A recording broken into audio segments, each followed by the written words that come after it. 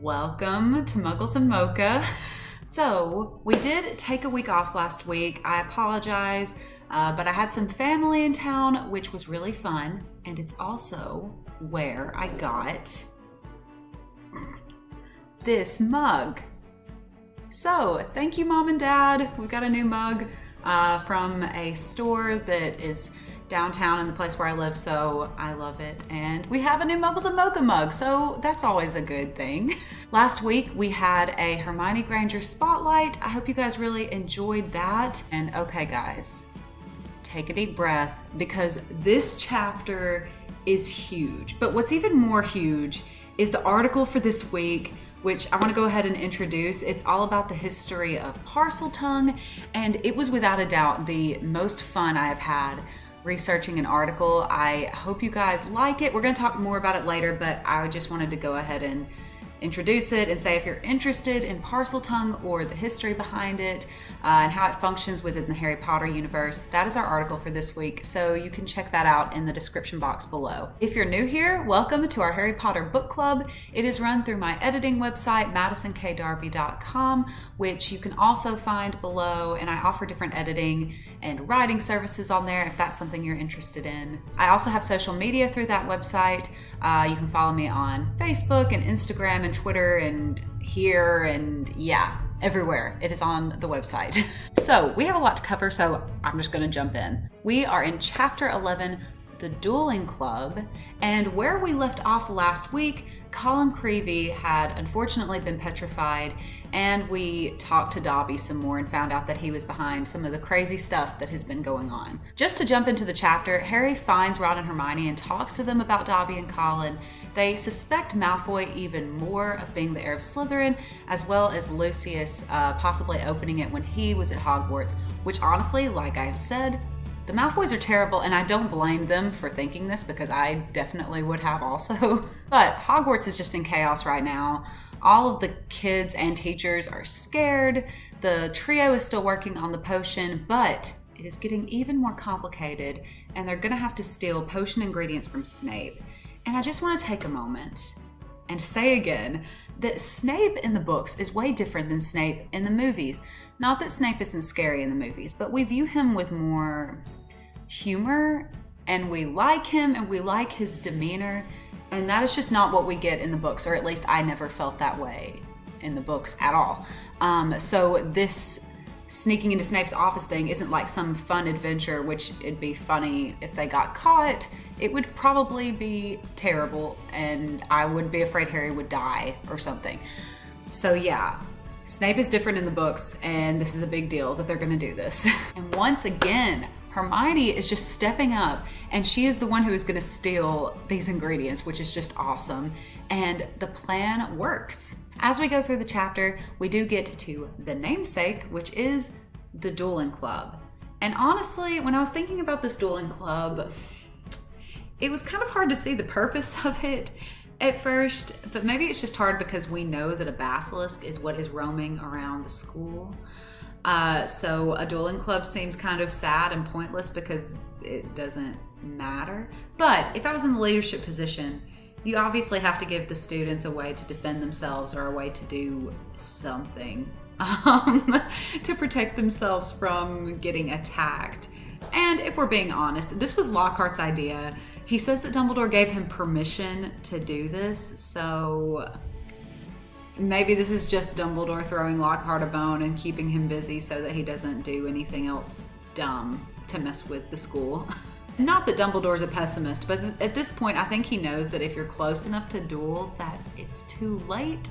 But again, this club could be keeping Lockhart busy, and the kids do learn a little bit about dueling. This is the first time we see Harry in a dueling environment or a dueling class, so that's kind of interesting. On the point of Dumbledore and the basilisk, actually, I wanted to talk about a comment that I got on one of our latest videos. It is by one of my really good friends, Parker Pearce. You should read his comments because they're always insightful and they make me think. So thank you, Parker. He talked about how he wonders how Dumbledore didn't know that this monster was a basilisk because of the things that petrify people, that the list would have been really small. So like, why couldn't they narrow this down? And honestly, That's something I have also been thinking about because I do not know how Dumbledore doesn't know. I guess it's easy for us to say that because we know what it is at this point. But then at the same time, Parker, and everyone else, I guess, you're right, because the list of things that can petrify people actually is small. There were only 3 things that I found in my research in the Harry Potter universe, and they are a curse that is a statue curse, a basilisk, which that's what we have here, and a Gorgon is a possibility. It's kind of a stretch because it's not exactly mentioned in the Harry Potter universe, except for Hagrid uses it in the first book. He says galloping Gorgons.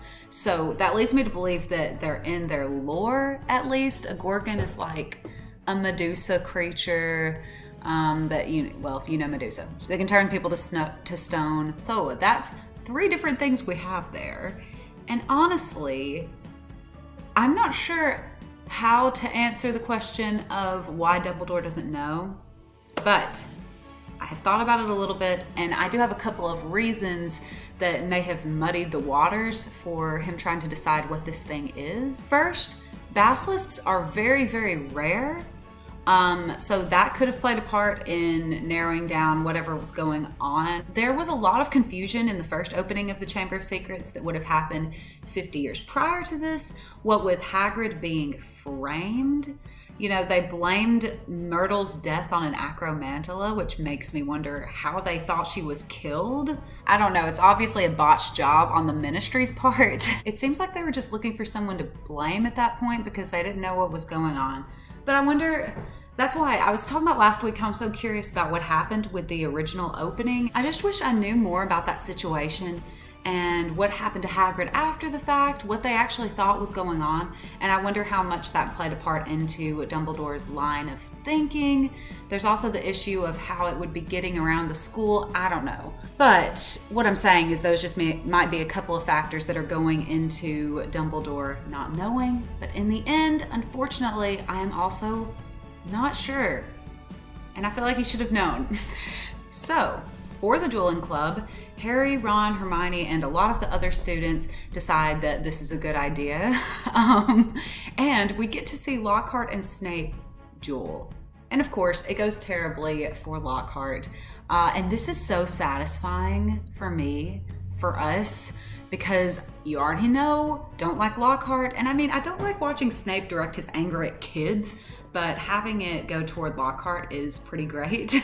Now, this is also kind of an important moment because it's the first time we see Expelliarmus in action, which is pretty neat. As we know, this is going to be a very, very important spell for Harry. It almost becomes like his trademark. And now we get to the big time. Harry and Malfoy duel in front of the whole group, and Malfoy is just a punk and shoots a snake at him. But after Lockhart interferes and shoots the snake in the air, it goes straight at Justin Finch-Fletchley, which, on a side note, what a name.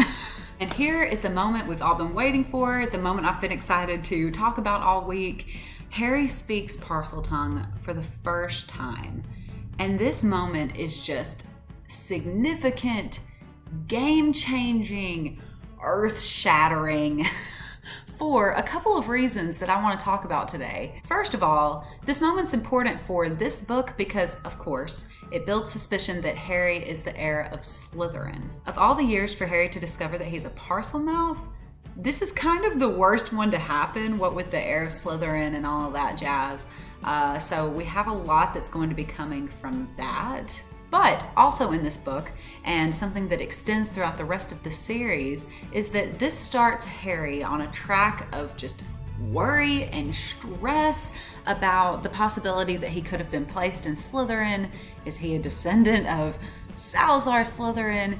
And just what exactly this ability means for him. So first of all, Harry struggles a lot with the fact that he was almost placed in Slytherin, and the discovery of Parseltongue just kind of reinforces that fear for him, because the House of Slytherin to Harry represents death, danger, fear, and this is because of its relation to Voldemort. One of the first times that Harry learns about the House of Slytherin and its unfortunate stereotype is in connection to Voldemort. He hears that Slytherin is full of dark witches and wizards, and the person who killed his parents is one of them. So for a kid in Harry's position, I think it would be impossible to not have some sort of bias about the house and to want to be as far in every way from Slytherin as possible, because he connects it to the monster who killed his parents. And connected to this idea of not wanting to have any relation to Slytherin at all, this also starts the thought process that Harry has of not wanting to be like Voldemort, even though they are actually connected in a couple of pretty significant ways. They have things that are similarities between the two of them. Their past, as in their childhood, the way that they grew up, what Hogwarts means to them, and the escape that it was. Then, spoiler alert, if you haven't read the series, there's not a lot of things that I will just straight up say spoiler alert in the videos, because I expect all of you to have read the books if you're here at this point. But I will say spoiler alert for this. So if you haven't read the books, please leave. We also have the Horcrux stuff with Voldemort and Harry, which is Harry literally having a piece of Voldemort inside of him, which is where this Parseltongue ability comes from in the first place. So they have a very close connection in that sense, which also gives them some sort of emotional connection as well. I don't know, there's a lot of mess that goes on with the Horcrux stuff. But the idea of being a Parselmouth and this whole moment in general in front of the whole school or whoever's at this dueling club, and the worries about being in Slytherin, this is all where it starts. And all of this has to do with Harry and Voldemort and Harry's desperate desire to not be like him in any way. So that's most of what I have to say about Harry and Voldemort and Parseltongue in general. I'm sure through the rest of the book, that's a subject that's going to be coming back, but yeah, this moment is just super important. I want to talk about the article a little bit more. Again, it is all about the history behind Parseltongue and Parselmouths, and I just had an excellent time researching because I had no idea what I was going to find. I know a bit about Parseltongue and Parselmouths and all of that because we learn a lot about it in the Harry Potter series, especially because it's a gift that Harry was given as a result of his run-in with Voldemort. But as far as its origins and all that jazz and all of the Parselmouths that have been in Harry Potter history, I didn't know much about that, so that was really fun. In the article, I talk about how Parseltongue functions in this moment, in this chapter, and what it means for Harry, but I also talk a lot about every known Parselmouth, the hereditary nature of this gift, and its origins. And believe it or not, guys, Parseltongue, basilisks, and Horcruxes are all related in some way. And I talk about that a lot in the article. So if you read it, you will see why. It is shocking, but I don't want to give it away. Just click on it below. Through what I found, I got a bigger understanding of why Parseltongue has always been directly related to the dark arts. And believe it or not, it is not only because of Slytherin, but this even happened before that. It's connected to a person who I think makes Slytherin's works look like child's play, honestly. So interesting, check it out. Additionally, fun fact, the person who discovered Parseltongue, whatever that means, was actually named Philippus Aureolus Theophrastus Bombastus von Hohenheim. I probably butchered that. What's interesting about this is this name was used in the show Fullmetal Alchemist Brotherhood. If any of you guys have seen that show, it's just the latest thing that I am obsessed with. So when I saw that name, I was like, Hohenheim? What is this? So if any of you have watched that, just a fun little thing. He is included in the Harry Potter universe. Gosh, that show, guys. I have to let y'all know when I find something awesome, and this is just a great show. It is some quality content. If you're into anime, or even if you're not, it is awesome. Like, I was even listening to some of the opening songs, which is like Japanese music, this morning and dancing around. And did I think I was gonna be doing that? No, but I am obsessed.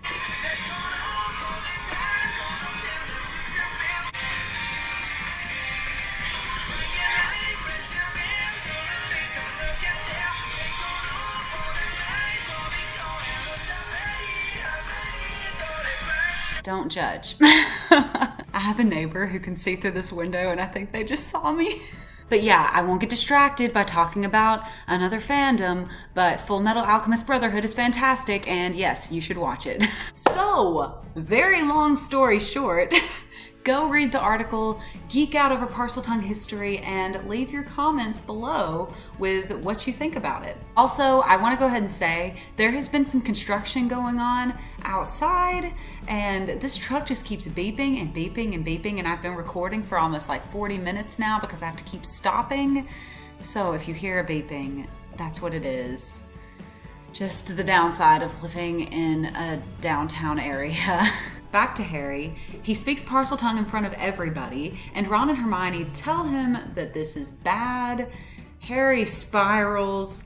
They know it's hereditary, so Harry's sitting there wondering if he's somehow a descendant of Salazar Slytherin, which we know he is not, but he is very, very distantly related to him through the Peverell brothers, so that's pretty interesting. Unfortunately, the entire class thinks that Harry was like trying to set this snake onto Justin Finch-Fletchley for some weird reason, and so Harry goes to find him and clear the air and tell him that he was not trying to do this, and stumbles upon a conversation that is just awful, where we can see even more effects of this Parseltongue business in action. He overhears Ernie Macmillan and a group of Hufflepuffs talking about how he is the heir of Slytherin.